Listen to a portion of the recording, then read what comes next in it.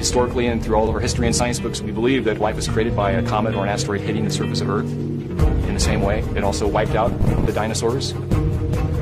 On a long enough timeline, the Earth will certainly be impacted by an asteroid at some point in the future. In the recent past, there has been major impacts on the order of a small nuclear weapon being detonated in Siberia. This was the Tunguska event. A 50-meter-wide comet fragment exploded and flattened about 80 million trees. For 1999 RQ-36, the target of the OSIRIS-REx mission, we've determined that there's on the order of a 1 in 1,000 chance of this body hitting the Earth sometime in the 22nd century. It's one of the most potentially hazardous asteroids in the solar system. The greatest threat to our existence isn't climate change, but asteroids, which is why the next 72 hours will be very interesting for our planet, because right now, an asteroid bigger than the MCG is heading towards us at 13 meters a second. Are you serious? Are you literally serious? Asteroids! Well, there are people freaking out right now, folks, that September 23rd or 24th, the Earth is potentially going to get hit with a massive, catastrophic, apocalyptic, cataclysmic asteroid deep impact. Now, wait a minute. Everybody calm down. Calm down. Go ahead and make some more coffee and just relax. We're gonna die. We're all gonna die!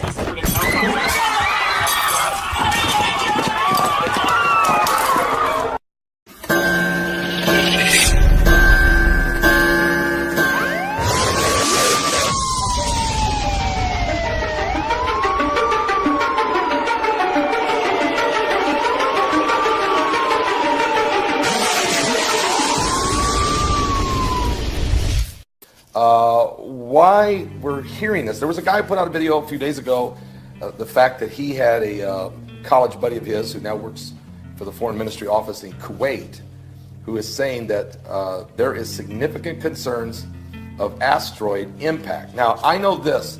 I reported it earlier, I forgot when, a few days ago, that China discovered an asteroid. They call it 2009 ES. It's about a mile wide, and it is headed in our direction. They didn't tell us when it was coming, how close to the Earth it would go by, what other debris is flowing along with it, but they do mention it as a concern. They even call it a killer asteroid. Now, what we've understand is, I went to NASA and checked it out. NASA does recognize this asteroid. They confirm it exists, 2009 ES, but they're very vague in the information. They don't give us any approximate time of arrival or going by the Earth or how close. Keeping that one kind of quiet. I don't know why. Now, here's what I do know. We have a, according to NASA, the JPL, Jet Propulsion Laboratory, is seeking a robotic spacecraft development for asteroid redirection mission. Get this. NASA's Jet Propulsion Laboratory in Pasadena, California, has issued a request for a proposal seeking a design, development, and build of the robotic spacecraft that will capture a multi-ton asteroid boulder from deep space during the first segment of an agency's asteroid redirection mission. The RFP is open to the 4 industry partners that previously completed their conceptual designs of the spacecraft.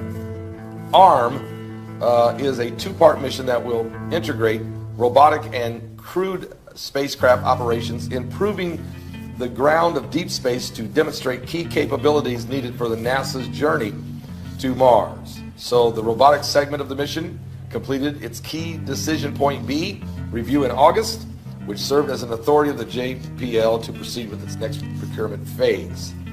There are 4 vendors that are trying to come up with a spacecraft. They want this robotics segment, or ARM, to be able to demonstrate some advanced high power, high throughput solar electric propulsion. Now, NASA is admitting, matter of fact, in the year 2021, they want to launch this space probe. They want to send it up to a major asteroid, pick a boulder up off the asteroid, and then ride alongside the asteroid, hoping that the gravitational pull will be just enough to nudge the asteroid in a little bit, redirecting it so that when it goes by the Earth, it will not pose any threat. So obviously NASA knows there are certain asteroids headed in our direction. The Bible tells us we will have 2 deep impacts. That's not a fairy tale. This is a prophecy. It is going to happen. When, I don't know. But I have a feeling that the elitists do know. And matter of fact, they're building underground cities for the elitists to survive a catastrophic event. Even Jesus said there'll be signs in the sun and in the moon and in the stars, and distress of nations, with perplexity of the sea and the waves roaring, and men's hearts failing them for fear, for looking after those things coming upon the earth. For the powers of heaven shall be shaken. Then shall they see the Son of Man coming in a cloud with power and great glory. When these things begin to come to pass, he said, look up, lift up your head, for your redemption is drawing nigh. Well, in Revelation 8, I'm going to come back to you here. There's an Armageddon office, that, and I reported on this a long time ago. Back in January of this year, NASA Armageddon office aims to protect the Earth from the doomsday asteroids. The White House has sanctioned this Armageddon office. Its job is to check, to scour space, to go where no man has gone before, and to find the doomsday asteroids threatening the Earth. And you can know this, we will get hit. We will get hit twice. In Revelation 8, verse 8, it says, the second angel sounded, and as it were a great mountain burning with fire was cast into the sea, and a third part of the sea became blood. And a third part of the creatures which were in the sea and had life died. And the third part of the ships were destroyed. And a third angel sounded. There fell a great star from heaven, burning as it were a lamp. And it fell upon the third part of the rivers, and upon the fountains of waters. And the name of the star is called Wormwood. And the third part of the waters became wormwood.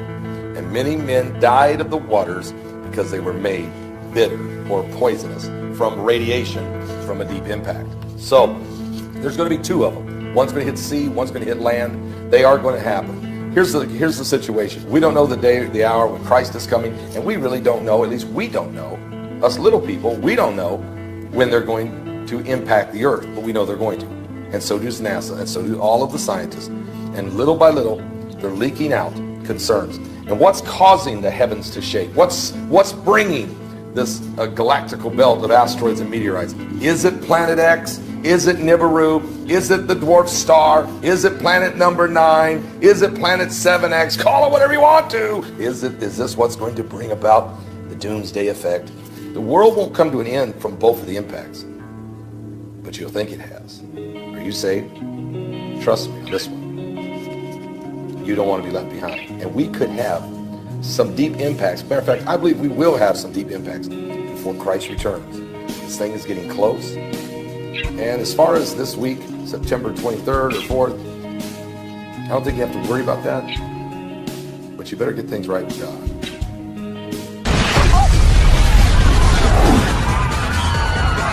Hold that thought, Hazel!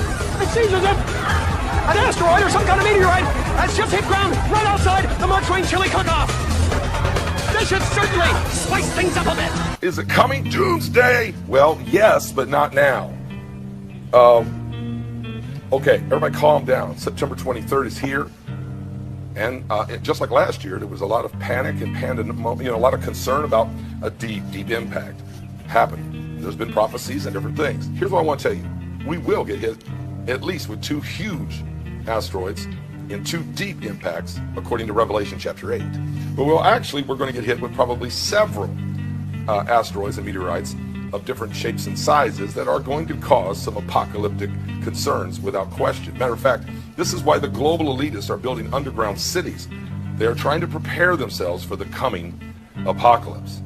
Now, you are going to see some things. Matter of fact, let me just tell you this. Right now, NASA says there are 1,730 potentially hazardous asteroids that they're aware of. And last night, there were 22 fireballs that were seen in the skies. And so we also know that there's an Armageddon office at the White House, and that Russia is working, their scientists working on a nuclear space technology to try to blast incoming dangerous asteroids into space and blow it into millions of pieces.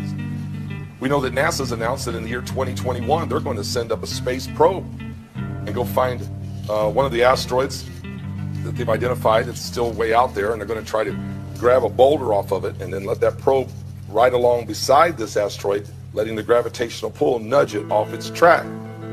We know that the Chinese have just announced last week that they've identified the asteroid 2009 ES, and they recognize, they call it, it's huge.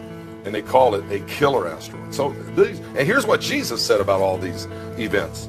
He was asked the question about the signs of the end times and what will be the sign of your coming, the end of the world, and what should we look for? And there's going to be false Christ and false prophets shall rise, and there's going to be all kinds of wars and rumors of wars, and nation shall rise against nation and kingdom against kingdom. But then in Luke 21:11, he says this, and great earthquakes shall be in diverse places, and famines and pestilences, and fearful sights and great signs shall there be from heaven. All right?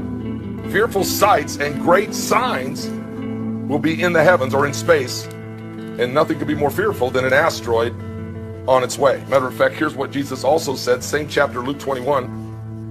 He tells us in verses 25, he says, and there shall be signs in the sun, and in the moon, and in the stars, and upon the earth distress of nations, with perplexity, the sea, the waves, roaring, men's hearts failing them for fear, for looking after those things which are coming on the earth. For the powers of heaven shall be shaken.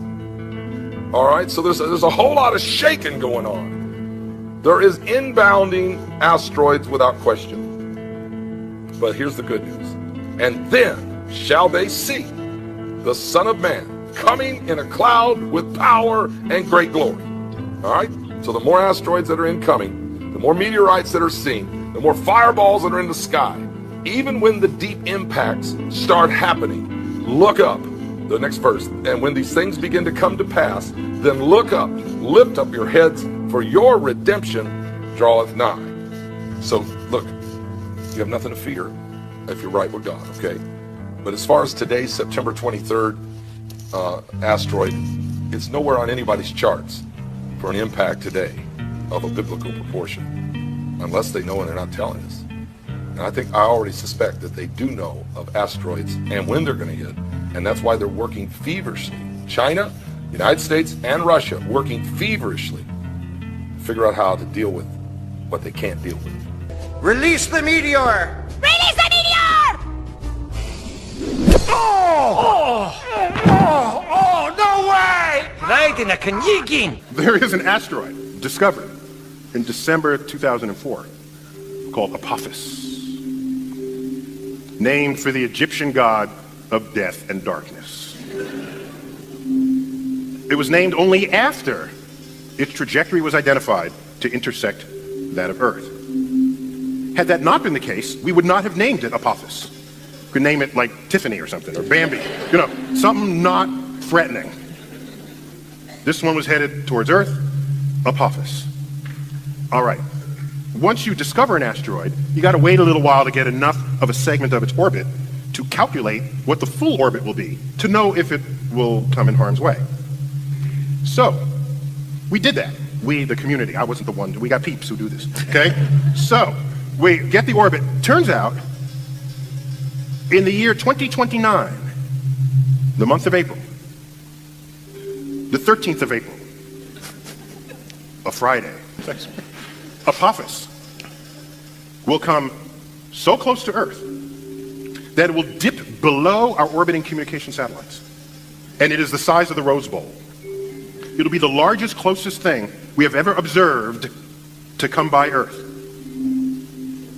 Now, of course, a much bigger asteroid took out the dinosaurs, but we weren't around at the time. So this is in the era of observing the cosmos with technology.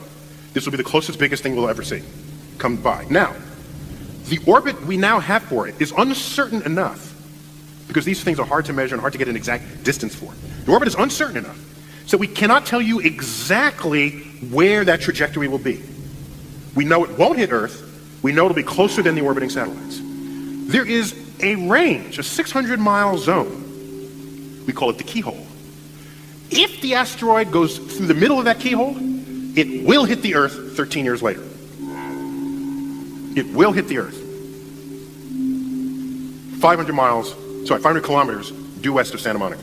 So it doesn't matter where it goes through that keyhole. Now, that's if it goes through the center. If it goes through other places within that keyhole, then the contact point shifts further into the Pacific or closer towards North America. Yes. Okay? But if it goes through the center, it hits the Pacific Ocean, plunges down into the Pacific, to a depth of 3 miles, at which point it explodes, cavitating the Pacific in a hole that's 3 miles wide, 3 miles deep. That will send a tsunami wave outward from that location.